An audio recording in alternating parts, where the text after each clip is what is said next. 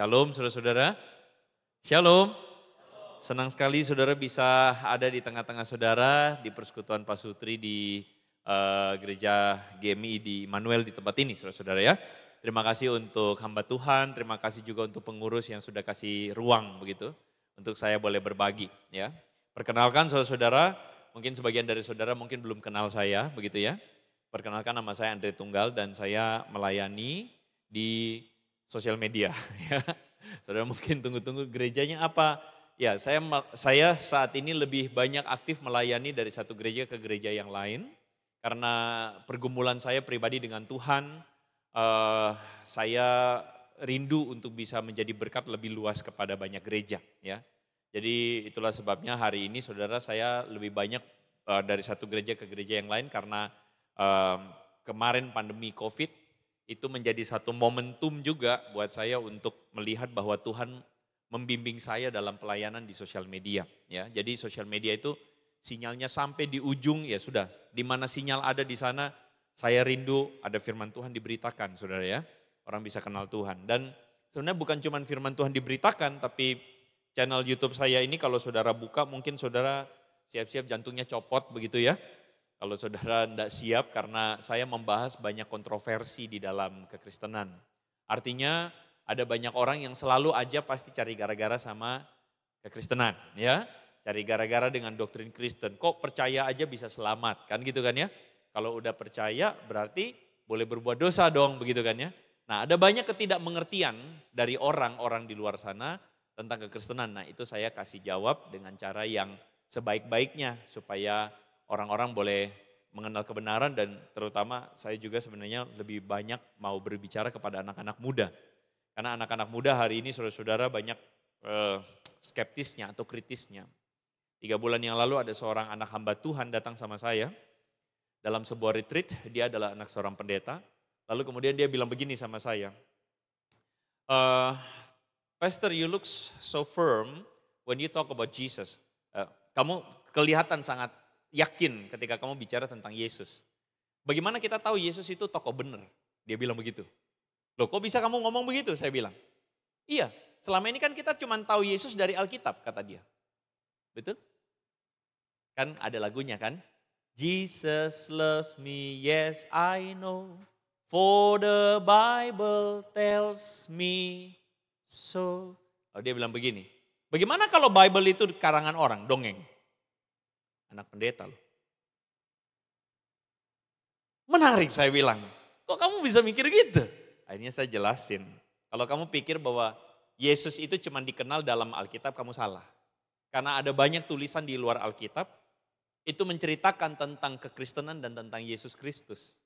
Tulisan-tulisan dari beberapa sejarawan dari Yahudi dan Yunani, misalnya Yosepus, Marabar Serapion, Tacitus, Pliny the Younger. Orang-orang itu adalah menuliskan tentang Yesus Kristus. So, Yesus itu tokoh sejarah bro, saya bilang. Nah, maksud saya, saudara kalau anak pendeta aja bisa begitu. Saya yakin anak-anak muda kita pun makin lama makin kritis, betul nggak saudara? Sudah zamannya berubah dan saya kira memang zaman itu akan terus berubah. Kalau zaman saya dulu waktu diajarin Yesus Tuhan, amin kita ya. Tapi anak-anak berikutnya sudah nggak begitu. Ya. Tapi saya berdoa semoga saudara-saudara kita melayani Tuhan terus di masing-masing lini. Dan hari ini pun saya yakin saudara pun melayani Tuhan sebagai seorang pasutri. Amin. Sebagai orang tua bagi anak-anak saudara. Bagi suami, saudara melayani Tuhan sebagai suami, sebagai istri, ya, sebagai papa di rumah, sebagai mama di rumah. Sebagai orang tua yang dipercayakan saudara pun melayani Tuhan. Jadi bukan cuma saya. Saudara juga melayani Tuhan. Amin. Nah saya senang hari ini kita bisa sama-sama belajar. Perkenalannya gitu aja saudara ya. Cukup ya? Oke. Kita akan sama-sama belajar tentang satu topik yaitu Kidung Agung. Judulnya Kisah Romansa Cinta Tanda Tanya. Waktu Kohadi kontak saya, ya pengurus kontak saya tuh waktu mempersiapkan itu saya mikir, ini mau pembinaan atau mau firman ya? Soalnya kan tulisannya Persekutuan Pasutri nih saudara-saudara ya. Lalu kemudian saya pikir-pikir ini mau pembinaan atau mau apa ya? Saya juga pikir wah apakah ini mau ngomong pengantar kitab ya gitu. Cuman saya percaya bahwa kalau saya ngomong pengantar kitab saudara-saudara pulang saudara puyeng. Ya. Dan saya juga tidak berharap bahwa ini akan menjadi sebuah materi yang bikin saudara puyeng. Tapi saya ingin memulai dengan sebuah pertanyaan. Kalau saudara percaya Alkitab adalah firman Allah, amin. Percaya enggak? Iya. Saudara pernah baca Kidung Agung? Pernah. Saudara dapat apa dari Kidung Agung? Dapat apa saudara? Hah? Musik. Ada AI satu ngomong cerita romantis. Kayak film Korea ya. Saudara dapat apa? Mari kita bicara jujur. Saya tahu saudara, saya gerak-gerak boleh nggak ya? Agak ini ya. Oke. Semoga saya nggak meleleng-meleleng ke sana kemari. Saya itu ada satu karakter anak-anak muda sekarang itu adalah mereka suka kejujuran. Mereka tidak suka, bukan berarti saudara bohong, bukan. Tapi mereka suka apa adanya. Belak-belakan aja apa adanya. Saya tahu saudara orang Kristen yang baik. Ya, waktu saya tanya amin, saudara pasti amin gitu ya. Karena saudara baik gitu ya. Tapi saudara dapat berkat tidak waktu baca Kidung Agung? Jujur aja. Yang belum baca angkat tangan. Oke, berarti semua sudah baca ya? Nah, saya berhasil menjebak saudara ya. Berarti saudara sudah baca dan saudara tahu. Menurut saudara, saudara dapat apa waktu saudara baca Kidung Agung?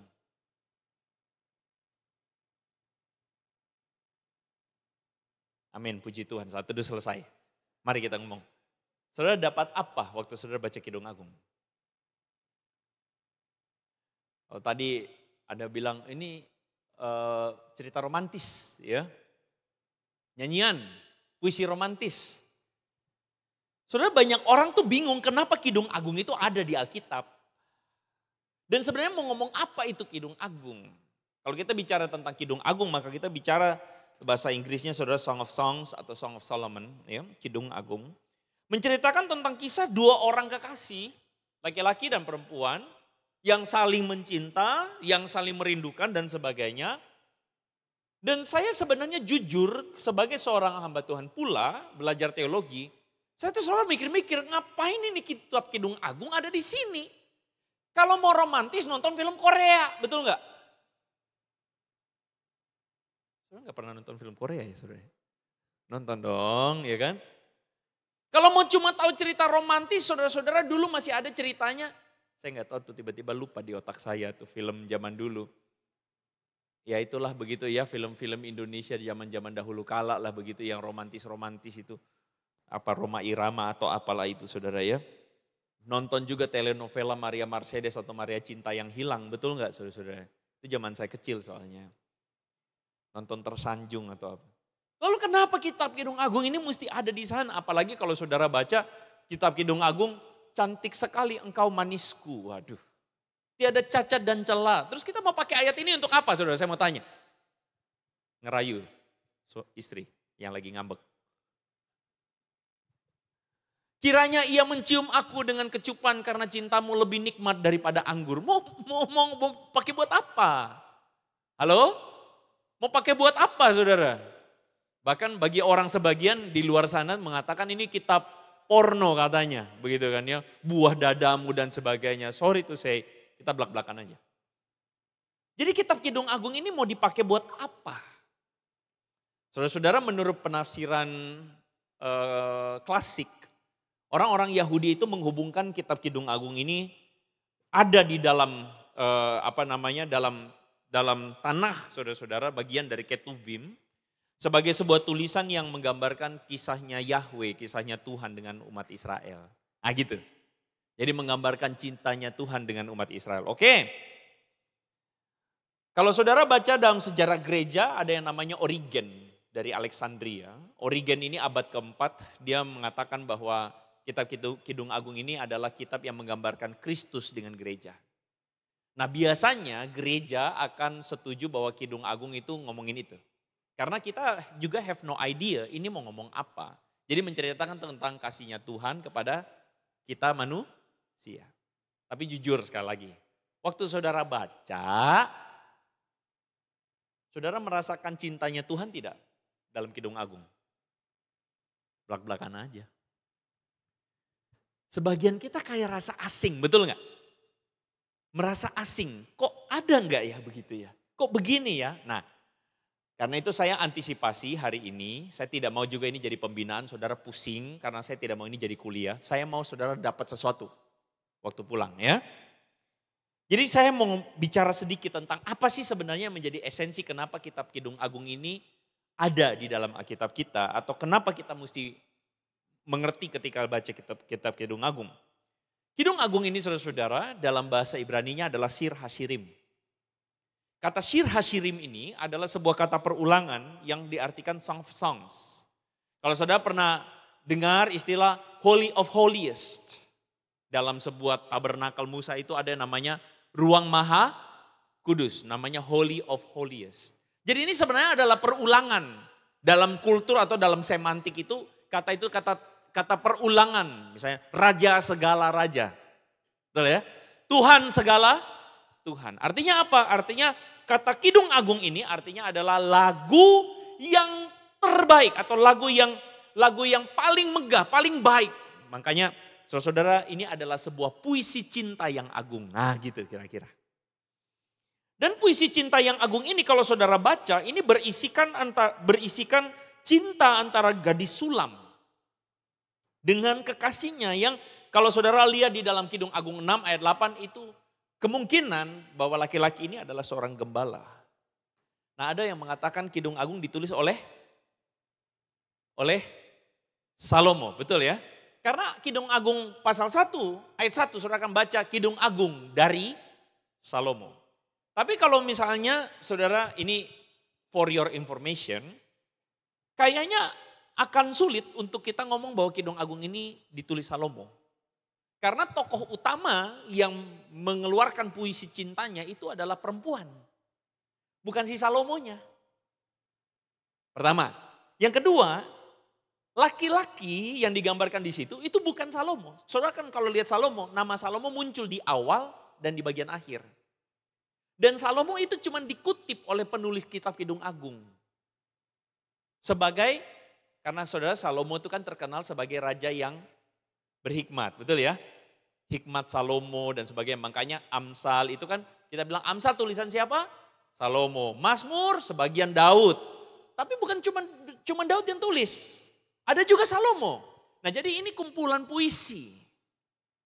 Jadi supaya kita tidak salah kaprah Kidung Agung ini, saya sangat yakin memang banyak ada perdebatan tapi theologian atau scholar belakangan ini akan bilang bahwa ya bukan Salomo yang menulisnya. Dan nama Salomo itu dipinjam untuk sekadar menggambarkan bahwa untuk lagu yang agung, puisi yang agung kita pakai nama Salomo. Begitu kira-kira saudara. Tapi itu tentu saja bukan posisinya atau bukan yang paling penting siapa yang tulis. Tapi apa yang menjadi isinya. Itu yang penting. Isinya apa yang mau menceritakan tentang atau apa yang diceritakan dalam kitab Kidung Agung ini. Isinya tuh cuma 2. Kalau saudara baca Kidung Agung, ya kita tidak punya waktu untuk bicara pasal 1 sampai pasal 8. Tapi isinya tuh cuma 2 aja, 2 tema. Karena ini puisi parsial. Saudara kalau baca Kidung Agung tidak bisa bacanya runtut kayak narasi. Karena ini parsial, kumpulan puisi cinta yang dimasukin. Jadi kumpulan puisi cinta dimasukin ke dalam satu kitab yang namanya Sir Hashirim ini. Ya. Cuma 2. Yang pertama adalah kerinduan yang menggebu-gebu untuk mencari dan menemukan sang kekasih. Saudara akan baca itu temanya. Jadi pengen banget, kangen banget begitu saudara ya. Kayak dulu saudara waktu pacaran. Saudara pacaran sebelum menikah? Atau langsung menikah? Ditemukan langsung sama Musa. Ayo menikah, begitu kan saudara-saudaranya. Pacaran dulu ya. Ada yang sempat pacarannya long distance? Beda kota ada? Kalau ada coba ngelirik-ngelirik sama saya gitu ya. Kalau zaman sekarang kan mudah ya pakai sosial media, WhatsApp gampang ya. Zaman dulu masih pakai wartel.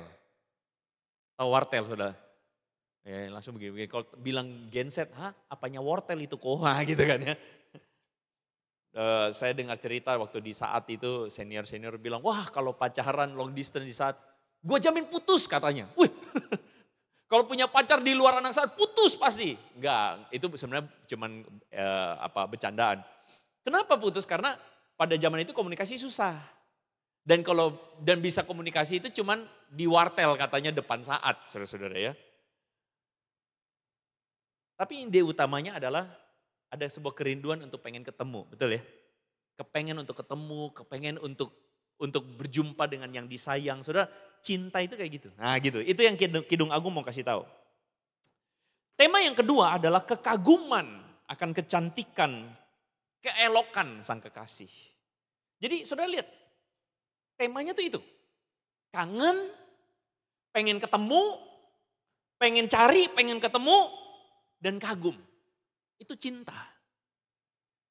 Ngomong-ngomong kalau saudara baca tentang kecantikan yang digambarkan dalam Kidung Agung.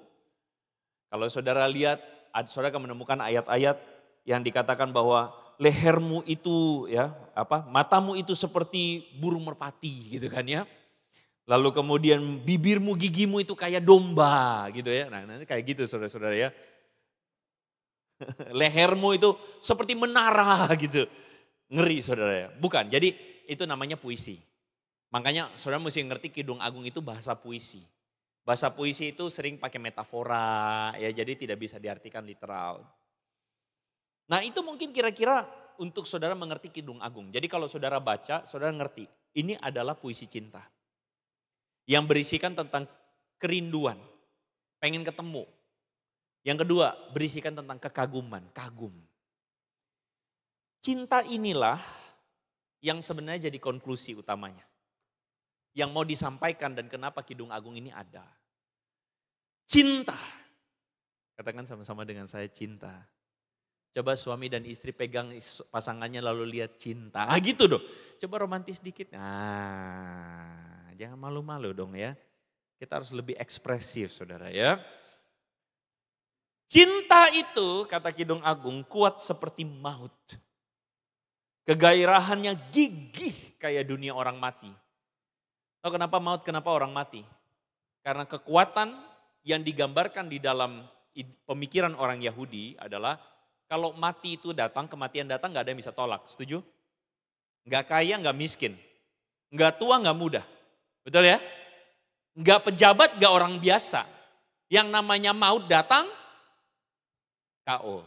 Makanya kita merayakan Yesus menang atas maut. Paulus mengatakan, hai maut di mana sengatmu? Saudara paham ya? Jadi bagi orang Yahudi kekuatan paling besar itu adalah maut. Maut itu nggak ada yang bisa lawan dia. Bahkan dikatakan gigihnya itu kayak maut yang siap-siap mau makan orang, nah, gitu kira-kira. Nah penggambaran dari Kidung Agung itu bukan berarti cinta itu maut, tapi cinta itu benar-benar segitu kuatnya mengalahkan segala sesuatu yang bisa menghalangi dia. Betul ya? Siapa yang dulu waktu pacaran rela naik motor hujan-hujanan beli nasi goreng demi sang kekasih, ya, udah ada yang ketawa-ketawa gitu kan ya. Rela bela-belain gitu kan, masakin meskipun lagi sakit, flu gak enak badan tapi rela masak demi pacar gitu kan ya. Amin. Ibu-ibu kenapa kok lihat bapak-bapak mukanya udah gak lagi pak gitu kan ya. Soalnya cinta itu bisa membuat, makanya orang bilang cinta itu bikin tai kucing rasa coklat. Sampai bisa menutup mata, betul ya? Menutup mata artinya maksudnya bisa membodohi orang. Tapi di satu sisi cinta itu kayak pisau saudara, kayak pedang bermata dua, kayak pisau lah gitu. Pisau itu tajam, bisa pakai untuk yang bermanfaat, sangat efektif dan baik sekali kalau dipakai potong sayur, potong daging, amin. Tapi akan sangat berbahaya kalau dipakai untuk sesuatu yang jahat. Cinta pun sama. Cinta itu adalah netral. Tapi cinta yang digambarkan oleh Kidung Agung ini pengen gambarin begitu kuat itu cinta. Nah bahkan dikatakan seperti nyala api Tuhan. Ini poinnya. Seperti nyala api Tuhan. Air yang banyak tidak dapat memadamkannya. Sungai tidak dapat menghanyutkannya. Dan sebagainya dan sebagainya. Nah poin utamanya sebenarnya kenapa Kidung Agung ini ada di sini. Kidung Agung ini ingin ngomongin tentang cinta. cinta yang sebenarnya kita harus maknai dalam relasi kita hari ini. Cinta yang bisa jadi hari ini kita kehilangan cinta itu sendiri. Kita dulu pernah merasakan cinta, tapi hari ini saudara berapa banyak keluarga, pasangan yang kita bilang cinta, tapi kita tidak lagi menghidupi cinta itu. Ada orang mengatakan begini, nanti kamu juga tahu begitu ya. Nggak usah lagi gimana-gimana. Saudara-saudara, saya tahu bahwa cinta itu bisa diekspresikan dalam berbagai hal. Amin. Bukan cuma kata-kata gombal. Dan itu juga tidak berarti abis ini saudara mesti gombalin istri saudara, bukan. Tapi adalah baik kalau saudara bisa ngomong sayang, itu baik. Tapi maksud saya adalah cinta itu bisa diekspresikan dalam banyak hal. Dan masalahnya adalah ketika ngomong tentang nyala api cintanya Tuhan, kita mau ngomong pada hal yang paling esensi dari apa yang menjadi poin dari Kidung Agung ini. Yaitu ketika cinta yang benar-benar Tuhan nyatakan dan hadir ketika Tuhan ciptakan Adam dan Hawa itu. Cinta itu akhirnya jadi rusak karena dosa. Cinta itu jadi rusak karena dosa itu ngerusak. Dan kalau saudara baca Kidung Agung, saya percaya tidak kebetulan dia ada di dalam Ketubim, tidak kebetulan dia ada dalam tanah, dalam perjanjian lamanya kita. Artinya kitab Kidung Agung ini pasti ada hubungannya dengan berbicara tentang apa yang telah rusak di dalam Kejadian pasal 3. Ketika manusia jatuh dalam dosa itu. Ketika manusia itu akhirnya gagal di dalam menghidupi apa yang jadi desainnya Tuhan. Katakan sama-sama dengan saya, desainnya Tuhan. Tuhan itu punya desain ketika dia menciptakan kita. Kan dikatakan dia menciptakan kita menurut gambar dan rupa Allah. Diciptakannya apa? Laki-laki dan Tuhan punya desain. Desainnya itu dinyatakan dalam laki-laki dan perempuan. Dan apa yang mengikat laki-laki dan perempuan itu? Cinta. Ini yang Kidung Agung mau restorasi. Karena cintanya udah rusak. Rusaknya pas apa? Rusaknya pada waktu jatuh dalam dosa. Rusak ketika cinta itu pada akhirnya cuma berbicara tentang seks. Rusak ketika cinta itu demanding. Dia demand, egois. Cinta itu cuma mau buat dirinya sendiri. Dia cinta demi dirinya sendiri. Itu rusak cintanya. Paham ya? Cinta itu ketika jatuh dalam dosa, dia akan benar-benar tidak terkendali, hancur. Itu yang makanya dibilang tai kucing rasa coklat. Nah, itu. Paham ya saudara-saudara ya? Jadi kita di sini, yang hari ini datang di sini, kita mau coba untuk meninjau kembali desainnya Tuhan tentang cinta itu apa. Tadi Kidung Agung bilang cinta tuh kuat. Saking kuatnya dia bisa mengalahkan segalanya. Nah masalahnya cinta yang kuat itu jadi hilang kendali. Dia menjadi tidak terkendali karena kita jatuh dalam dosa. Dia akhirnya merusak. Merusaknya pas apa? Saya ajak kita melihat kejatuhan. Kita mesti ngerti kejatuhan, kerusakannya apa dulu baru kita bisa ngerti bagaimana harusnya. Betul ya? Kejadian pasal 3 ayat 6. Mari kita baca sama-sama. 1, 2, 3. Perempuan itu melihat bahwa buah pohon itu baik untuk dimakan dan sedap kelihatannya. Lagi pula pohon itu menarik hati karena memberi pengertian. Lalu ia mengambil dari buahnya dan dimakannya dan diberikan juga kepada suaminya yang bersama-sama dengan dia. Dan suaminya pun memakannya. Itu narasi kejatuhan yang kita paham sama-sama. Perempuan itu melihat buah ini baik. Dia ambil lalu kemudian dia makan. Dalam bahasa aslinya saudara-saudara baik untuk dimakan. Maksudnya perempuan ini melihat buah ini sebagai sesuatu yang apa yang menjadi pemikiran saya lebih baik dari pemikirannya Tuhan. Ingat ya buah itu Tuhan bilang apa? Jangan makan. Tapi perempuan waktu lihat buah itu dia bilang pikiranku lebih baik kok dari Tuhan. Makanya aku ambil dan aku. Dengan kata lain perempuan itu mau bilang aku tidak mau dengar kata Tuhan. Dan aku mau dengar apa kataku. Aku tidak mau mengerti pendapat Tuhan. Tidak mau dengerin pendapat Tuhan. Aku mau mengerti pendapatku sendiri. Makanya dia ambil dan dia makan. Perhatikan. Ketika dia makan lalu apa yang terjadi? Sama-sama kita baca. 1, 3. Terbukalah mata mereka berdua dan bahwa mereka telanjang. Ketika mereka mendengar bunyi langkah Tuhan Allah. Bersembunyilah. Dan istri terhadap Tuhan Allah di antara pohon-pohonan dalam. Maka terbukalah mata mereka dan mereka tahu bahwa mereka telanjang. Saudara pernah aneh gak baca ini sebenarnya? Waktu saudara baca ini saudara merasa aneh gak?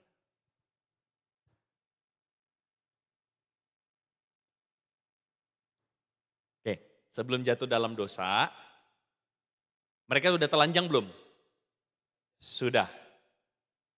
Tapi gak apa-apa. Tapi setelah jatuh dalam dosa, mereka sama-sama telanjang nih. Tapi bedanya apa? Bedanya apa? Bedanya apa saudara? Malu. Jadi menurut saudara sebelum jatuh dalam dosa gak malu. Sesudah jatuh dalam dosa jadi malu. Berarti seharusnya kita ini malu atau gak malu? Saudara sudah dipulihkan dalam Tuhan, amin. Sudah menerima Yesus, amin. Diampuni dosanya, amin. Oke, berarti saudara harusnya malu atau tidak malu? Tidak malu, berarti harusnya kita gak pakai baju semua.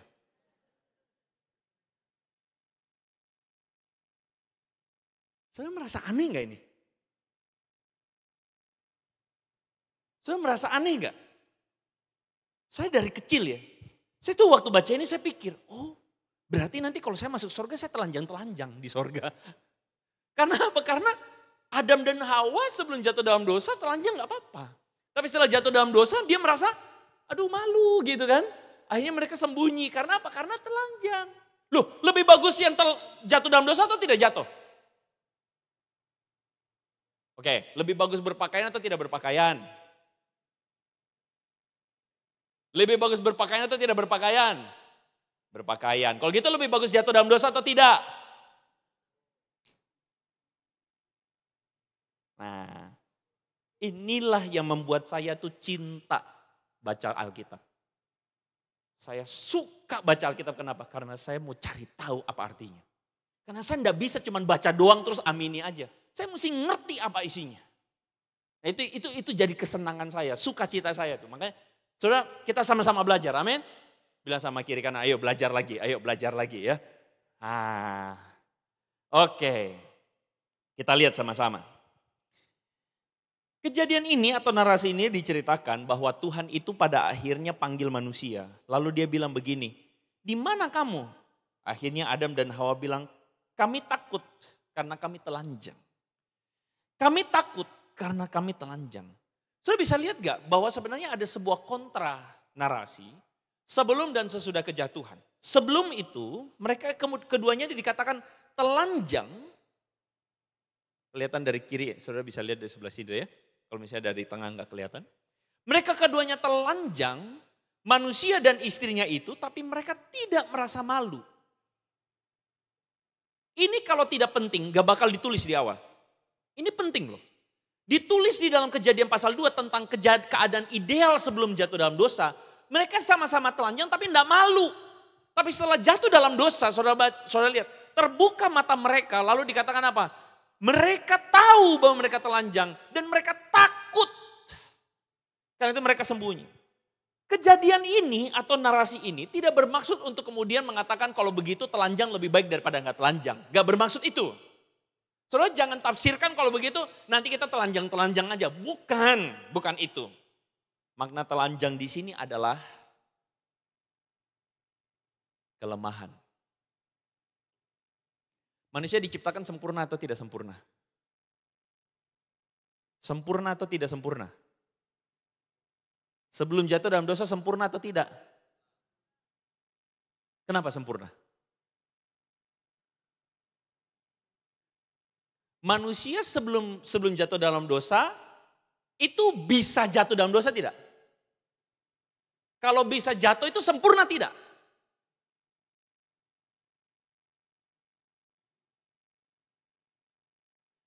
Kebanyakan dengar lagu nih, sempurna.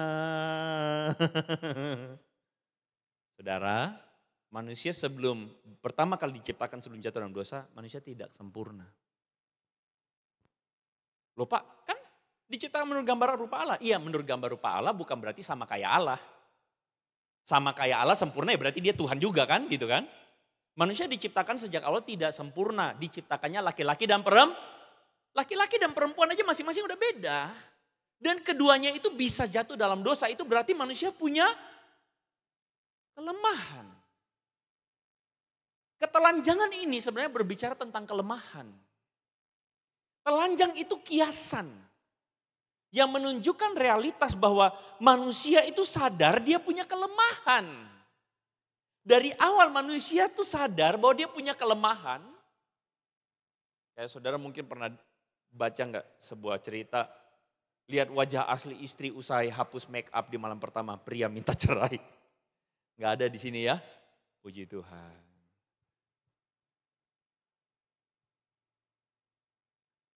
Tapi saya pernah loh, dalam pengalaman pastoral, ada pasangan yang minta cerai 1 hari setelah menikah.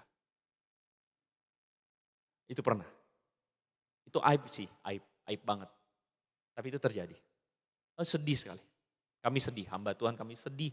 Oh bisa akhirnya itu keluarga itu menghilang. Mundur dari gereja. Malu saudara-saudara. Ya detailnya apa saya susah lah ceritanya gitu ya. Tapi intinya ketahuan begitu. Langsung. Dan masalahnya yang suruh cerai orang tuanya lagi. Susah deh, susah. Akhirnya keluarga ini yang tadinya suka ini aktif, hilang langsung dari gereja. Bingung kami. Ya anyway, kenapa jadi sedih ya? Ayo kita ngomongnya ini ya. Make up itu dipakai untuk menutupi apa? Jerawat, kerutan, betul ya? Muka berminyak, flek hitam, betul ya? Kenapa ibu-ibu mau pakai make up? Kasih tahu sama saya dong. Biar cantik. Tidak ada salahnya ya biar cantik ya. Amin bapak-bapak. Ada budget khusus skincare enggak Pak?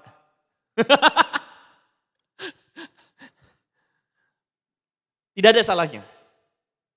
Tapi kalau kita lihat secara filosofis, kenapa pakai make up?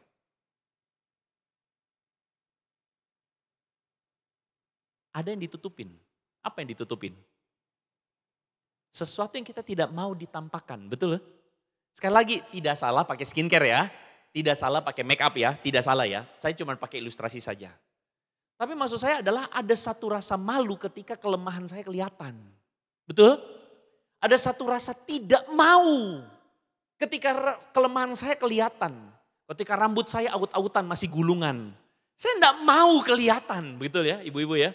Saya tidak mau kelihatan kalau saya masih belum pasang foundation gitu ya. Karena apa? Saya tidak mau kelemahan saya kelihatan. Saudara kita itu manusia diciptakan ada satu rasa malu. Karena apa? Karena kita ditolak. Karena kita takut ditolak. Nah maksud saya adalah ketika dikatakan Adam dan Hawa diciptakan telanjang. Mereka tuh masing-masing dari sononya sudah punya kelemahan. Tapi mereka masing-masing itu saling menerima karena mereka cinta.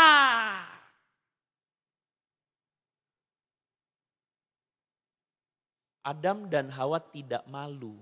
Adam tidak malu kepada Hawa. Karena Hawa sayang sama dia meskipun dia telanjang dan lemah. Hawa pun tidak malu sama Adam. Kenapa? Karena aku dicinta sama Adam apa adanya. Sebagaimana manusia diciptakan sama Tuhan telanjang, manusia enggak apa-apa, Tuhan cinta aku. Paham saudara? Jadi sebelum kejatuhan, manusia itu dicintai dan mencintai.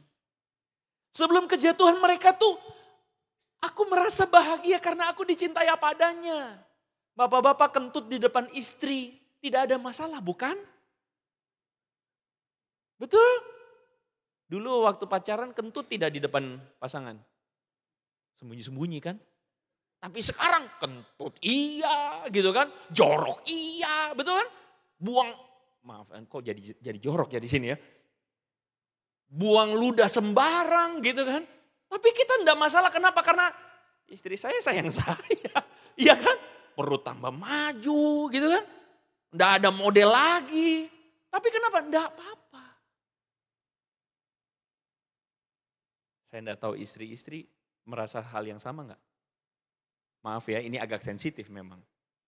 Udah menikah, punya anak, badan berubah. Merasa disayang enggak sama suami? Saya berharap iya.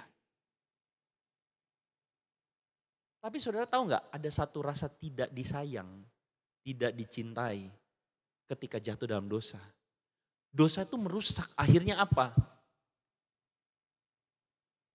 Adam dan Hawa sama-sama saling sembunyi. Mereka tidak merasa lagi dicintai. Kenapa? Karena mereka saling menolak. Ketika mereka jatuh dalam dosa, mereka tuh akhirnya saling menolak, tidak bisa terima kelemahan masing-masing. Saya tidak bisa terima kelemahanmu, ketelanjanganmu. Saya pun tidak bisa percaya diri telanjang di depan kamu. Sekali lagi, ini rekamannya hati-hati. Nanti pikirnya judul telanjang-telanjang lagi ya. Bukan ya. Tapi ini berbicara tentang apa? Sebuah rasa dicintai apa adanya dan mencintai apa adanya yang rusak ketika dunia manusia jatuh dalam dosa. Itu. Saudara ingat, apa hubungannya sama makan buah? Waktu manusia makan buah, manusia itu kan bilang begini, Tuhan bilang ini gak boleh. Waktu saya bilang boleh itu artinya apa? Saya mau pakai standar kebenaran saya, betul? Dan pada akhirnya manusia menggunakan standar kebenarannya sendiri dalam mencintai pasangannya. Aku cinta kamu kalau kamu glowing kayak aktris Korea. Halo? Aku cinta kamu suamiku kalau kamu bisa bikin aku beli tas Louis Vuitton. Akhirnya suami kena mental karena dia nggak mampu sukses kayak teman-teman yang lain. Kumpul sama teman-teman, istri-istrinya baju mentereng.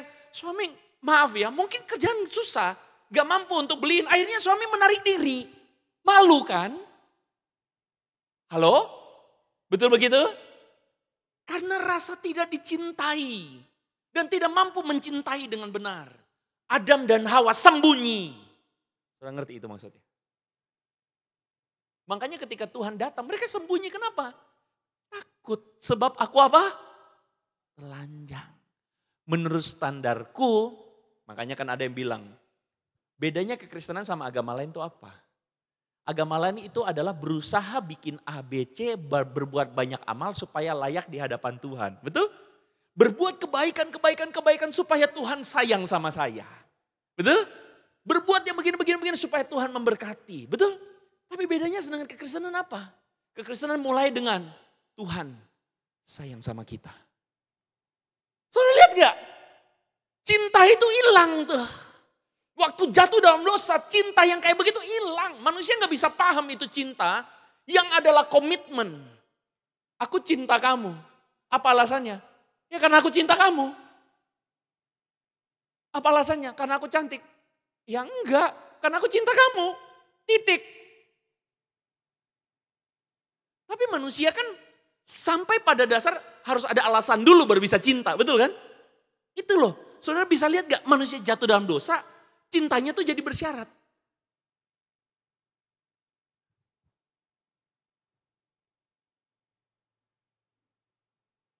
Akhirnya kalau rusak relasi, akhirnya jadi saling nyala-nyalain. Siapa yang bilang kamu telanjang? Tuhan bilang, bukannya Adam berani keluar telanjang dan bilang, Tuhan salahku. Adam tidak berani, Adam sembunyi, Adam ngumpet. Salah siapa? Dia Tuhan. Saudara lihat.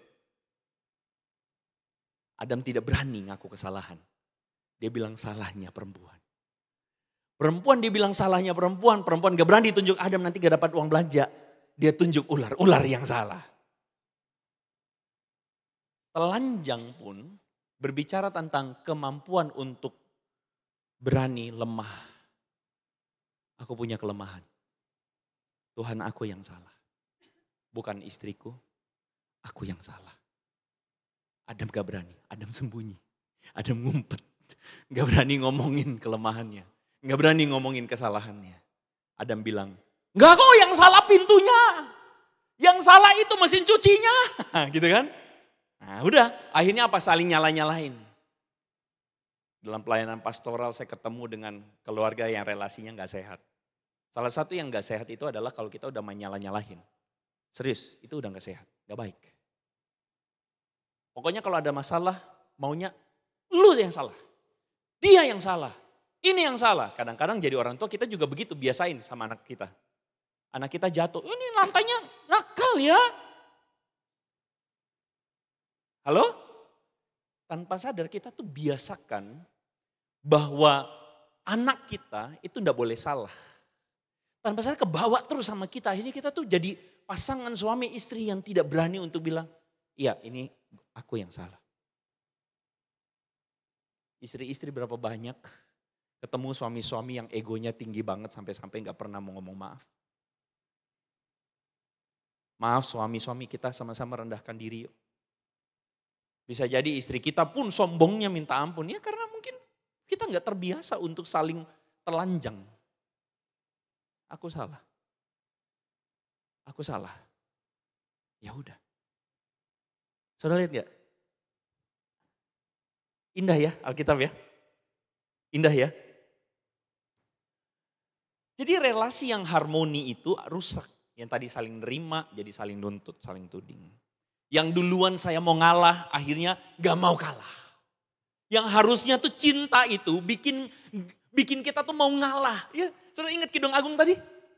Cinta yang kangen banget, cinta yang kagum, betul ya? Cinta yang mau mengalah, mau berkorban, betul ya? Tapi kita tanpa sadar udah kehilangan cinta yang kayak gitu. Akhirnya kita balik lagi ke settingan awal.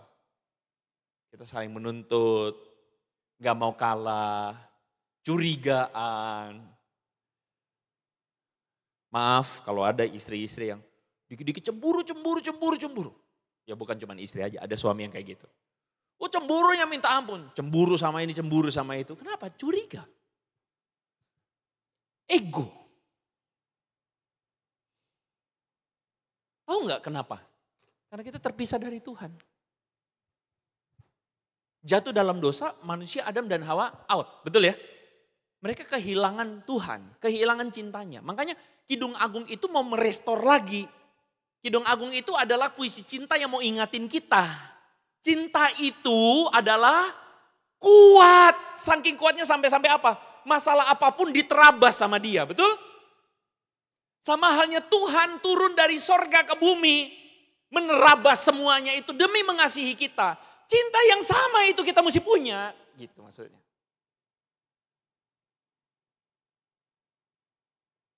Habis istriku jorok. Jorok banget Pak, Bapak gak tahu aja istri saya jorok. Cinta itu menerabas segalanya. Halo. Tentu saja sang istri juga karena cinta mau rela melakukan segala sesuatu demi cinta itu. Saudara halo? Jadi ini loh, ini mesti sama-sama. Dan saudara sekali lagi ya, sekular view-nya tuh kan antara suami dan istri. Saya ketika mengajar, saya percaya bahwa yang benar adalah Tuhan mesti yang paling utama. Tuhan itu kalau jadi pusatnya, saudara tentu pernah ikut PMC, premarital counseling, saudara tahu ya. Bahwa suami makin dekat sama Tuhan, istri makin dekat sama Tuhan, makin dekat dua-duanya. Amin.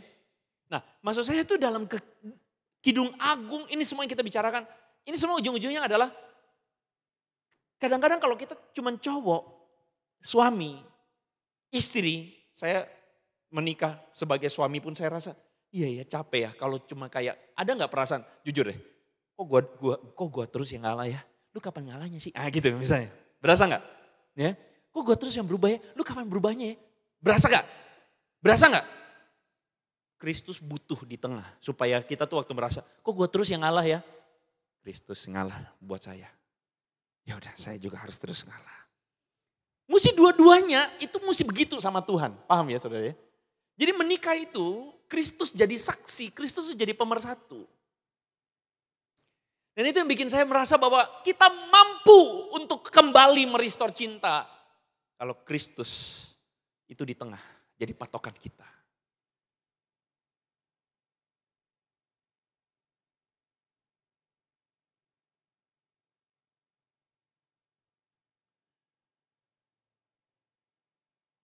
Itu yang saya sebut Yesus itu membawa keselamatan. Keselamatan itu saya percaya bukan mati masuk surga saja. Tapi keselamatan itu ketika keluarga kita ditebus. Relasi kita ditebus. Aku yang tadinya terlalu menuntut akhirnya mengalami keselamatan. Bukan aku menuntut tapi aku yang berubah. Aku yang tadinya terlalu gak mau kalah akhirnya aku mau ngalah. Itu keselamatan. Amin. Tadi relasi keluarga kita rusak. Akhirnya kita menjadi lebih harmonis. Itu keselamatan. Keselamatan di tengah dunia yang jatuh dalam dosa. Di tengah tetangga sebelah. Mobil baru. Tas baru. Lama-lama kita kalau lihat rumput tetangga lebih hijau kita iri juga. Itu semuanya baru-baru. Kapan aku dapat yang baru? Suami bilang, iya teman SMA gue juga dapat istri baru mah. Repot, iya kan? Kita hidup di tengah dunia yang jatuh dalam dosa. Sudah paham maksud saya ya? Kita butuh keselamatan. Keselamatan itulah yang Tuhan janji. Sekarang, bukan nanti. Sekarang.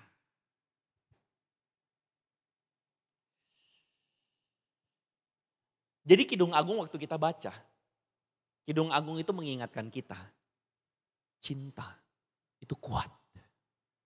Seperti apinya Tuhan.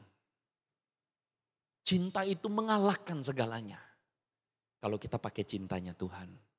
Cinta itu akan membuat kamu betul-betul ingin mengasihi pasanganmu, anak-anakmu.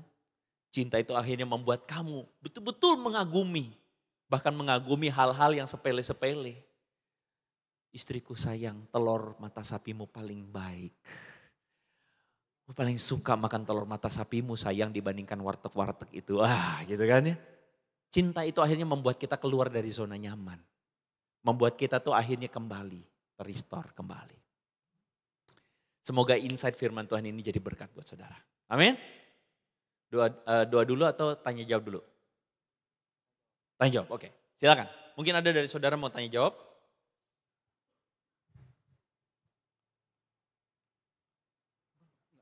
Ada? Ada yang mau tukar tambah?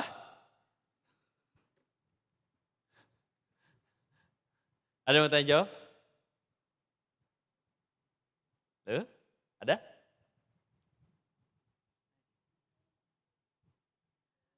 Saya mau tanya karena saya sering dengar, ini mungkin karena konteksnya juga kita kan di culture Chinese ya.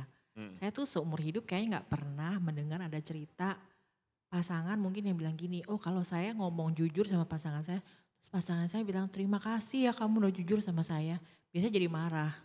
Terus ini teman-teman Bible study saya juga jadi cerita gini, kamu tahu nggak sebenarnya pernikahan itu ya, kalau kita jujur ya sama suami kita kan marah ya. Terus besok-besok suami kita jadi bohong. Karena dia tahu kalau kita jujur, kita minta dia jujur, terus kita marah.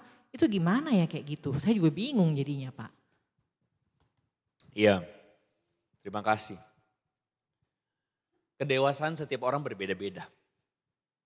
Itu kenyataan yang harus kita terima. Bahkan bukan cuma kedewasaan, sebagian orang karakternya membatu. Sulit mengampuni, betul ya? Ada orang-orang tertentu yang sulit mengampuni loh. Sulit menerima kelemahan orang, itu ada. Jadi makanya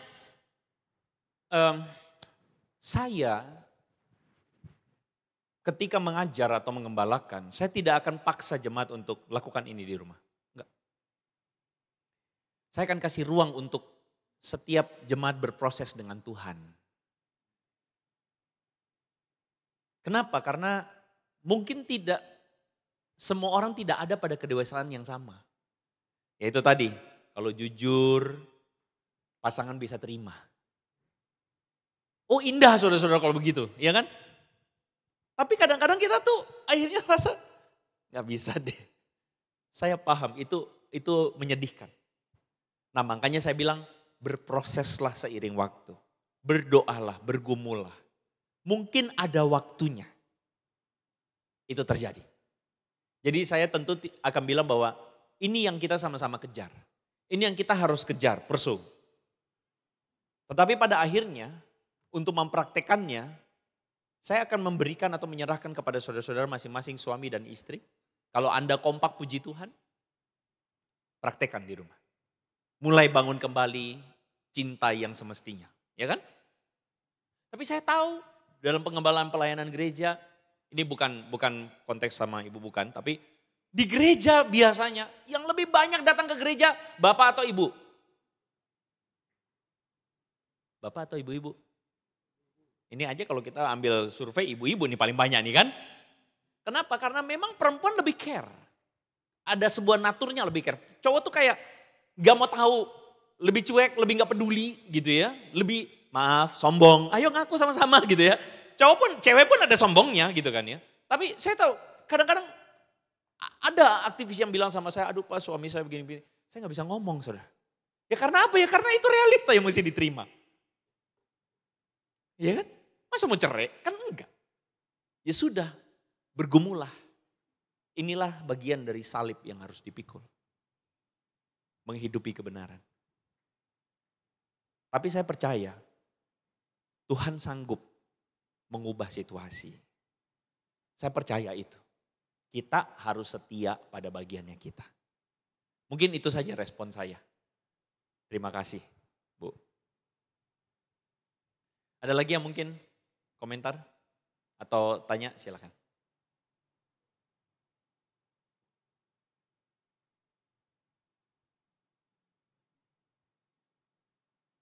Ada?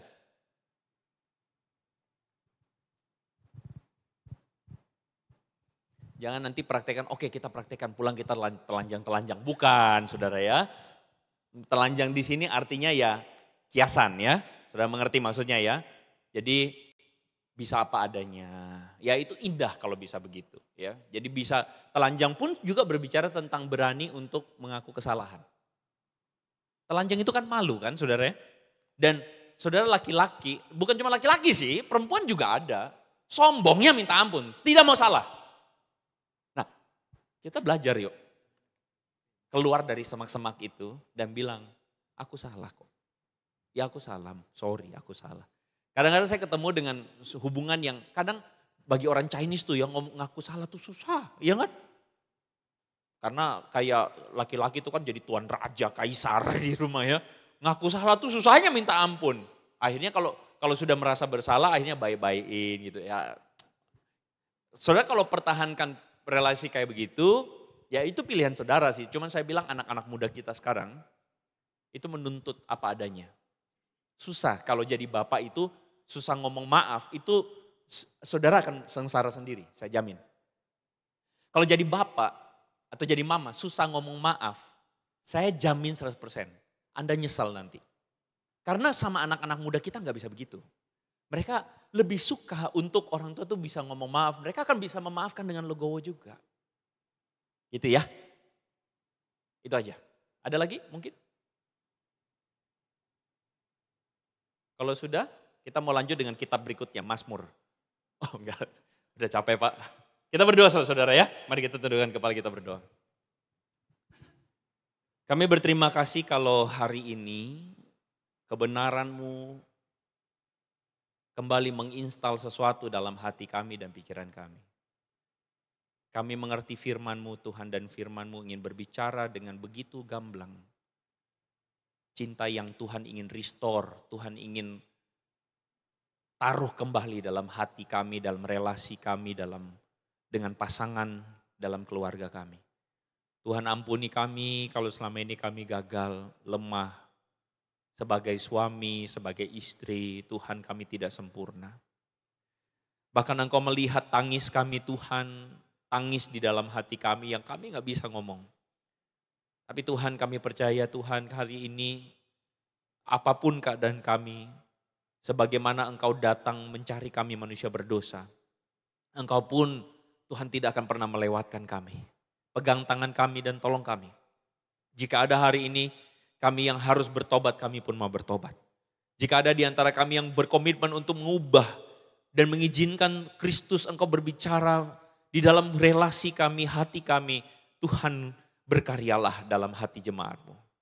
Hamba-Mu berdoa menyerahkan setiap jemaat, setiap keluarga-keluarga yang boleh datang belajar firman Tuhan hari ini. Kami percaya roh-Mu bekerja. Kami berterima kasih. Dalam nama Tuhan Yesus kami berdoa. Sama-sama katakan amin. Tuhan berkati saudara. Terima kasih buat contoh Andre Tunggal. Kita boleh berikan tepuk tangan sebentar. Semua belajar sesuatu pada hari ini. Dan kita percaya kita buka tahun 2025 ini bersama dengan pasangan kita di Persekutuan Pasutri. Kita juga akan melangkah melayani bersama. Kita akan juga menjadi berkat bagi keluarga-keluarga lain, bagi anggota keluarga kita. Terima kasih buat contoh Andre yang sudah membawakan firman Tuhan pada hari ini. Biarlah boleh terus menjadi berkat dimanapun contoh berada. Sebelum kita menutup persoalan pada siang hari ini ada 2 pengumuman. Yang pertama terkait dengan bulan Februari kita akan sama-sama mengadakan acara Valentine bersama dengan pasangan. Kita akan lakukan di hari Sabtu tanggal 8 Februari 2025 jam 6 sore. Nanti tempatnya kami akan informasikan lebih lanjut ya. Pembicaranya adalah Pendeta Jonathan Low beserta dengan Semu Gunawati. Mereka khusus pulang ke Indonesia, memang berbagai rangkaian acara akan dilayani oleh Bok Sujo dan Semu. Tapi salah satunya spesial banget, Bok Sujo dan Semu akan melayani bersama-sama dengan kita di Persekutuan Pasutri. Jadi pastikan kita semua boleh stay tune ya, menerima informasi dan kalau memang bisa hadir, sama-sama hadir di acara Persekutuan Pasutri kita di bulan Februari nanti. Dan yang kedua, kami juga mengucapkan terima kasih buat setiap donatur ya yang masih setia memberikan sumbangsinya untuk konsumsi yang kita selalu nikmati di setiap pekan Pasutri. Jadi Bapak Ibu juga yang mau memberikan, mau juga berkontribusi boleh nanti menghubungi setiap para pengurus. Ada Lady, Tere, ada Shanti dan mungkin juga bisa ke saya atau Boksu John Lee. Itu saja pengumuman kita pada siang hari ini. Saya serahkan pada Boksu John Lee boleh membawa kita dalam doa berkat. Nanti kita foto bersama di depan dan kita sama-sama menerima berkat Tuhan. Baik, sekali lagi terima kasih Pak Andre. Sungguh-sungguh saya diberkati, semakin memahami lah mengenai Kidung Agung dan saya pikir setiap kita juga semakin memahami mengenai kitab itu. Terima kasih banyak, kami sungguh diberkati. Terima kasih juga Bapak dan Ibu yang sudah hadir pada siang hari ini. Kami berdoa kiranya Bapak dan Ibu juga diberkati Tuhan. Keluarga kita semakin bahagia, semakin harmonis, semakin mempermuliakan nama Tuhan. Mari kita sama-sama bangkit berdiri, kita akan berdoa. Sungguh kami bersyukur ya Tuhan pada siang hari ini kami sudah diberkati oleh Tuhan melalui kehadiran-Mu di tengah-tengah kami dan juga melalui hamba-Mu yang sudah menyampaikan isi hati Tuhan. Terima kasih kami semakin memahami akan kitab Kidung Agung ya Allah. Biarlah kasih yang kuat itu, kasih yang begitu indah, kasih yang begitu ajaib yang sudah Tuhan perlihatkan kepada kami. Juga kami praktekkan dalam kehidupan rumah tangga kami masing-masing. Sehingga ya Tuhan kami semua boleh mempermuliakan dan menyukakan akan hati Tuhan. Terima kasih untuk hamba-Mu contoh Andre Tunggal yang sudah Tuhan utus di tengah-tengah kami. Tuhan berkati kesehatannya, Tuhan berkati keluarganya, Tuhan berkati pelayanannya. Tuhan berkati dalam setiap langkah kehidupannya. Sehingga Tuhan pakai dengan lebih heran dan luar biasa untuk menjangkau lebih banyak jiwa-jiwa. Terima kasih Tuhan Yesus. Sebentar kami juga akan kembali ke tempat kami masing-masing. Melanjutkan aktivitas ibadah kami, Tuhan yang memberkati. Agar kehidupan kami boleh sungguh-sungguh mempermuliakan nama-Mu. Saudara-saudara yang kasih Tuhan, arahkanlah hatimu dan terimalah berkat Tuhan. Kiranya anugerah di dalam Yesus Kristus Tuhan dan Juru Selamat kita. Cinta kasih dan pemeliharaan dari Allah Bapa dan persekutuan dengan Roh Kudus. Menyertai kita sekalian esok, hari ini, esok dan sampai selama-lamanya. Amin. Amin. Silakan duduk.